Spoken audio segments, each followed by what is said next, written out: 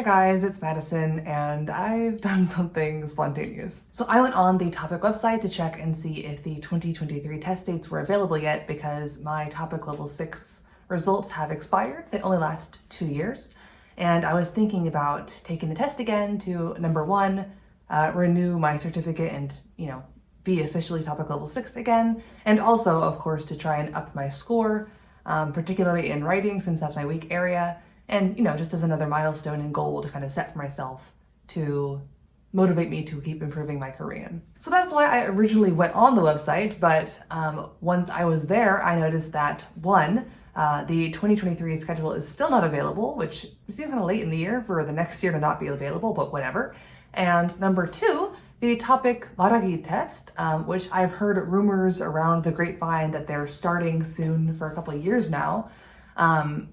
It's apparently starting now, and the very first ever official 토픽 말하기 시험 is happening this month on November 19th. And it just so happened that it was at the top of the schedule list because it was the current application period. And when I saw that, my brain went crazy and I was like, should I sign up for this? It's the very first ever test. That'd be fun, right? That'd be, number one, a good experience for myself. And number two, just a good experience to talk about, with other Korean learners. It's the first ever speaking test ever. That's the only chance I'll ever have to say that I was the first part of a test ever, probably. And so I got a little bit overexcited and decided to sign up for it on a whim right then and there. I was not going to the website with any intention of signing up for anything, but I walked away signing up for this exam. Now, signing up in and of itself turned out to be a little mini adventure in and of itself, just because the topic website has updated finally in the past year or so. I don't know exactly when it happened. I don't go there super often. It used to be a website that seemed like it was from 2003 with pop-ups everywhere. It was so annoying and very old school and just kind of annoying to navigate. And if you had a Mac, it was just super annoying. It'd be nope, you can't access this website, even though you technically could. It was a weird, old, frustrating website, but they finally updated it, so it finally kind of looks clean and fresh. But it still has its issues because, it was so glitchy when I was trying to register. I got all the way through. Thankfully, I had some of my information still saved from the last time that I signed up for a test, but I went through, I put in, I selected where I wanted to take the test, which, side note, the one place that was in Incheon was full up, and so I was looking at locations in Seoul and selected the very closest one in Seoul, which is almost 2 hours away from me anyways. So I'm going to be going 2 hours there almost and 2 hours back for this test. Am I crazy? I might be crazy, but I was on a roll. I had decided I was taking this test. I was going to be part of the first ever speaking test. And so I was like, whatever, this is the closest one to me that's not sold out. And so let's just do it. So anyway, I selected my location. I made sure that all my information was updated and accurate. And then I went ahead, got a recent photo of me, put it in the system. I went through all these steps, right? And then at the very end, it's time to pay. And so I went through my Korean bank and pulled up that app, and it was like, all right, pull up this app and do this stuff on your phone.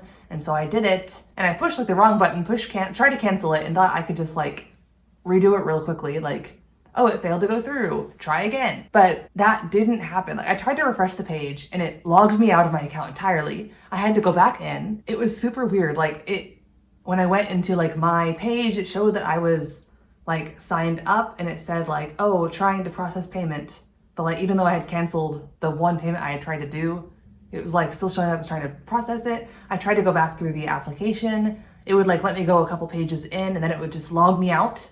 And that happened several times in a row. It would just log me out. I tried logging in probably over a dozen times, trying to just go back to the payment page so I could just try again and actually complete all the steps on my phone. So I gave it some time, and finally, after a couple hours later of trying it every so often, logging in, having it log me out over and over again, finally, it showed up as just not having payment information at all. And so I was able to go all the way through to the payment page.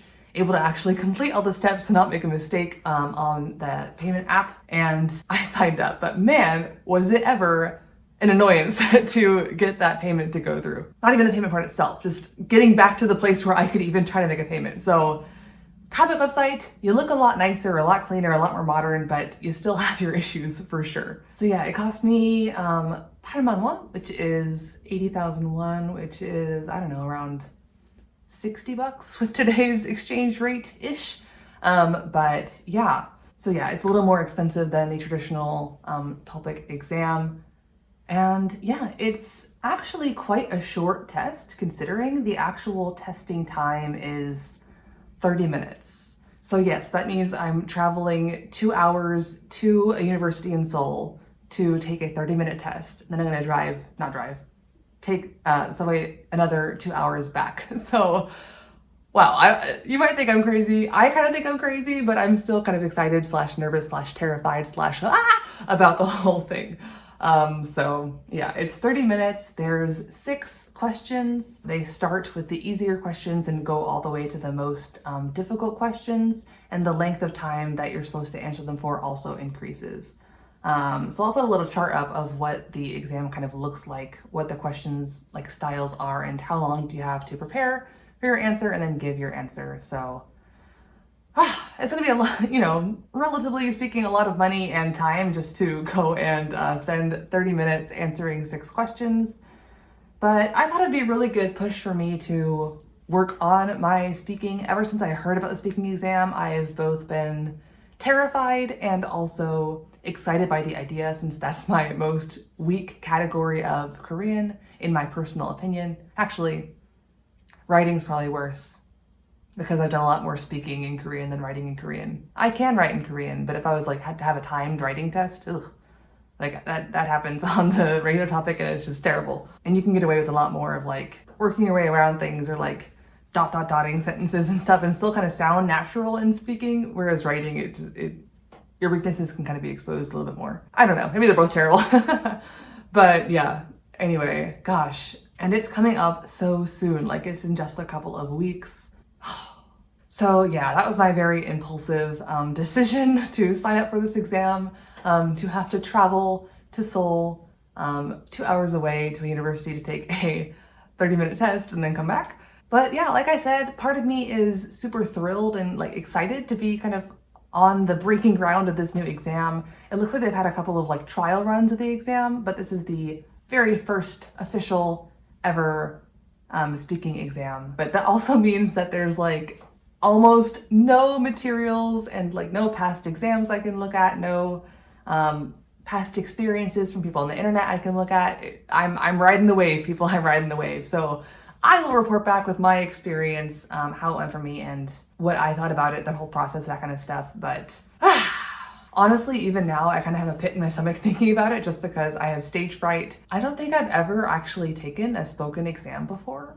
I've always been a really good test taker, like, if I do say so myself, as far as like standardized testing, whether it's like the ACT or SAT or like, for example, the topic itself. I'm pretty good at like taking information and like, you know, making educated guesses or, you know, test taking strategies, but speaking is a whole nother ballgame. Like all those typical strategies do not work here. It's just gonna be me and the question and whatever comes out of my mouth with not much time to prepare and no time to edit my responses. So, oh gosh, I'm already so nervous.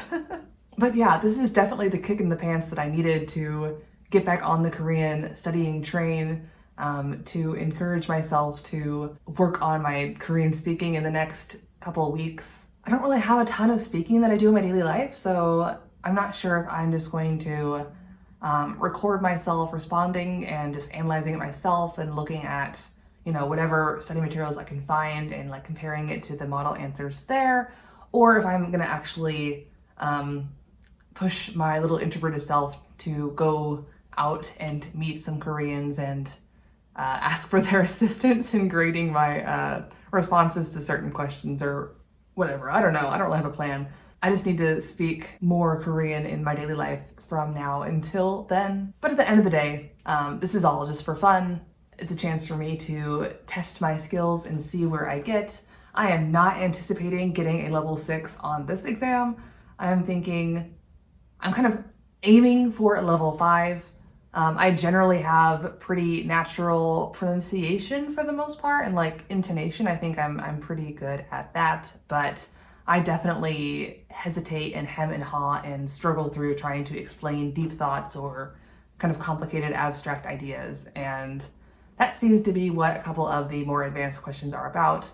Plus, I get naturally nervous in these kind of situations. I guess probably everyone does, but as an introvert with stage fright, I'm not looking forward to the pressure of a spoken exam, but like I said, I'm hoping for level 5. Probably more realistic for the first time taking this test with only a little bit of preparation and being kind of out of practice with speaking Korean in my daily life.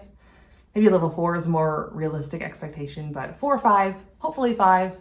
Dream level is obviously 6, but I don't think I'm there. But anyway, that's enough of me rambling. That's the spontaneous decision I made to sign up for this first ever topic 말하기 시험. I'll probably make videos talking about my preparations for this exam, and then also just kind of cataloging my experience taking the exam. But yeah, wish me luck. If you happen to know of any study materials out there for this very new exam, then send them my way. I'll be very grateful for them. And yeah, I guess you and I will both have to wait and see how this goes. I have no idea what to expect, but hopefully it goes well. And yeah, keep an eye out for those videos coming up in the future. And until next time, 안녕.